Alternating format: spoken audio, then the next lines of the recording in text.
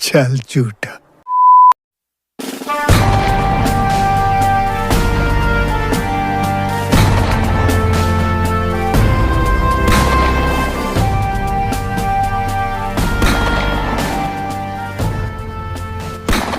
तो चलिए शुरू करते हैं। Hi guys, welcome to Screen Guru. So here I am with a new video in the series idioms and phrases. So in this video we will be looking into the idioms and phrases which are starting with the letter V and W. So without wasting any time, let's directly start. So the first idiom and phrase says vanish into the air. Now vanish into the air in literal terms it means to disappear. तो समझाने की ज़रूरत ही नहीं है इसमें, बहुत easy है. Moving ahead, virgin territory. Now virgin territory means a territory that hasn't been explored और टच. वहाँ कोई गया ही नहीं है, that is a virgin territory, a virgin place, a virgin region. ऐसा this is no sign of human in Himalayas, it's a virgin territory. Of course मतलब वहाँ बहुत ज़्यादा एक्सप्लोरेशन नहीं हुआ है. आप ये भी बोल सकते हो कि deep sea water, deep sea is a virgin territory, मतलब बहुत सारा एक्सप्लोरेशन वहाँ नहीं हुआ है. So it is untouched, it is unexplored. Volte-face means complete reversal of opinion and attitude. This is something different. Star market. मस्त सितारे बना दो यार इधर. थोड़ा अलग है, इससे आप लिटरल सेंस नहीं बना पा रहे तो आपको 2-3 बार अच्छे से पढ़ना पड़ेगा. So volte-face is signified says that its meaning is complete reversal of opinion and attitude. आपका जो भी opinion attitude था वो completely reverse हो गया है. ठीक है. He has a complete volte-face about him when he knew the truth. Of course अगर आपको एक स्पेसिफिक विचार सरणी, जैसे कि पर्सपेक्टिव से बात कर रहे हो या फिर पर्सपेक्टिव से सोचते हो, लेकिन आपको जब सच्चाई पता चलती है आप कंप्लीटली वोल्टे-फेस हो जाते हो ना. It means you are completely changed your opinion, you are completely change your perception altogether. और परसेप्शन जब चेंज होता है तब ओपिनियन ज़रूर बदलता है, right. So that is what is mean by that. Moving ahead, vent the spleen. Again star market. थोड़े difficult लग रहे हैं वी वाले, कोई नहीं यार, हम डिफ़िकल्टी को चैलेंजेस मानते हैं, राइट. व्यूअर्स और मैं. So looking into the meaning, when the spleen means to express anger. Now spleen is anger. Vent मतलब दे देना, भेज देना, निकाल देना. It means when the spleen means to express anger. ठीक है, तो आप ऐसे याद रख सकते हो. वेंट मतलब किस, गिविंग अप समथिंग. तो स्प्लीन मतलब एंगर. तो आप अगर ऐसे एसोसिएट कर लोगे तो आपको आसानी से याद रहेगा ये. Moving ahead, to wash dirty lining in public. Lining की जगह लिनन भी यूज़ करते हैं बहुत बहुत बार. तो wash dirty linen in public it means discuss और argue about one's private affairs in public. Very easy यार, बच्चों को पढ़ाते हैं ये सब. इन लिटरल टर्म्स टू, अगर आप आपके ख़राब कपड़े बाहर पब्लिक में धो रहे हो तो वो अच्छी बात तो नहीं होती. And this is a negative idiom, it signifies negativity. Wild goose chase. Wild goose chase is a foolish and hopeless search. Of course in literal terms अगर आप वाइल्ड गूज के पीछे भागोगे तो फुलिश बात ही है ना. कुछ आप दूसरा दिमाग लगा के पकड़ोगे तो ठीक है, फिर उसके पीछे भागने से कोई मतलब तो नहीं बनता. So it is a foolish and a hopeless search. Moving ahead, wear one's heart on one's sleeves. It means to display one's feeling openly. जब sleeves की बात होती है ना तो वो security की बात नहीं होती. That is opposite of security. That is keeping it quite in open. That is in quite in public. तो wear one's heart मतलब emotions. Heart क्या signify करता है? Emotions. जैसे कि आप वो love emojis नहीं भेजते आजकल के, वो प्यार मोहब्बत करने वाले BFG है, तो एक दूसरे को जब लव इमोजीज भेजते हो तो love emojis are nothing but heart emojis, right. So heart is signified by emotions. मैं भी इमोजी बोल रहा हूँ. तो जब हार्ट की बात होती है तब इमोशंस की बात होती है, और जब स्लीव्स की बात होती है समथिंग इन द ओपन. तो यहाँ देखिए आप मीनिंग क्या बन रहा है. टू डिस्प्ले वंस फीलिंग और इमोशंस. इमोशंस भी बोल सकते हो आप ओपनली. ऐसा नहीं कि आप गार्डेड हो. गार्डेड मतलब छुपा के नहीं रख रहे हो आप. Okay, moving ahead.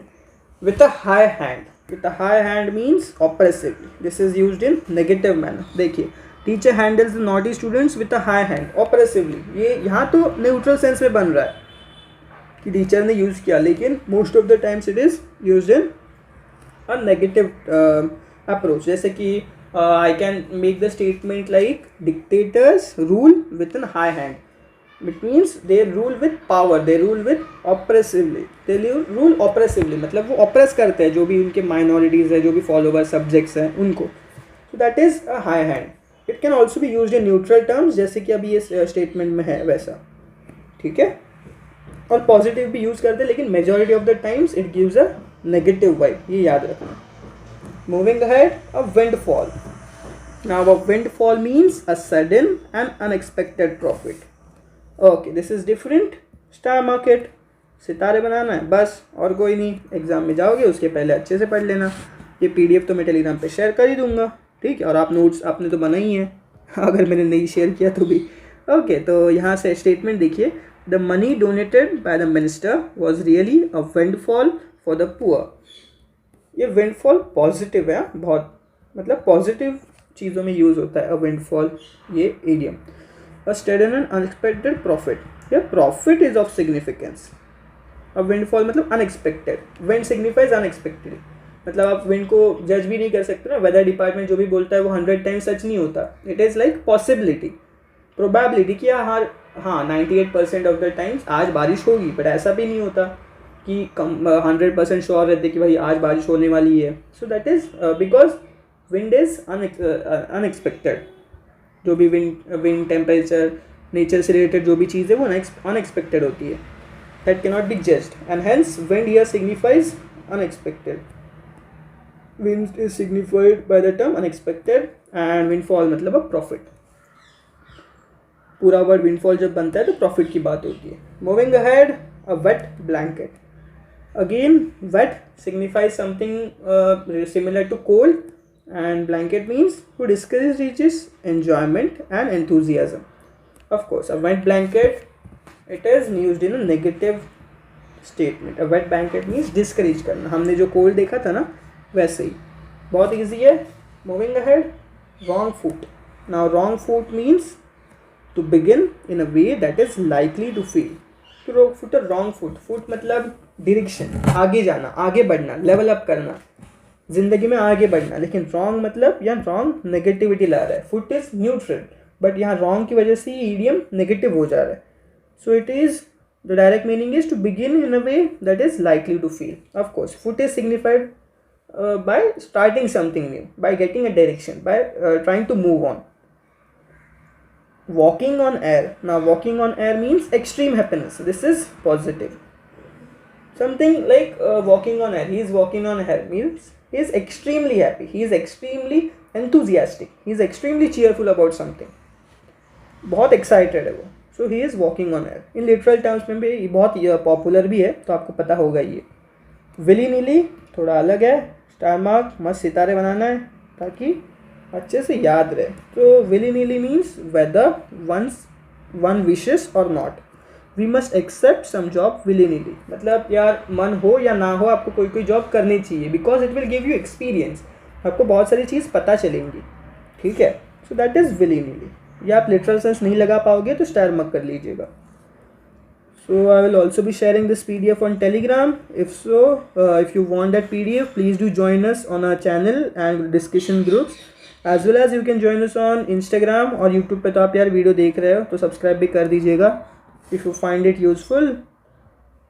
यार वो अल्गोरिदम है ना, इसके लिए मैं बोलता हूँ ये सब्सक्राइब करो, ये सब करो, बिकॉज वो अल्गोरिदम से हम ज़्यादा से ज़्यादा लोगों तक पहुँच सकते हैं. और फ्री में एजुकेशन यार दे रहे हैं. फ्री में अगर जो भी चीज़ मुझे पता है वो मैं शेयर कर रहा हूँ, और बाकी फैकल्टी भी उनको जो चीज़ें पता है वो शेयर कर रही हैं. तो उसमें बुरा क्या है? अगर कोई फ्री में अच्छे से सीख रहे हैं और कोई फ्री में किसी के एफर्ट्स काम आ रहे हैं तो उसमें बुराई कोई है नहीं ना. तो इसीलिए मैं बोल रहा हूँ कि सब्सक्राइब करिए, लाइक करिए, शेयर करिए, और कुछ नहीं. So that's all. That were all the idioms and phrases which were starting with V and W. That's Screen Guru for you. Have a great time ahead. All the very best. Thousands of tears later. So please whatever. Please I want to reach 1 million.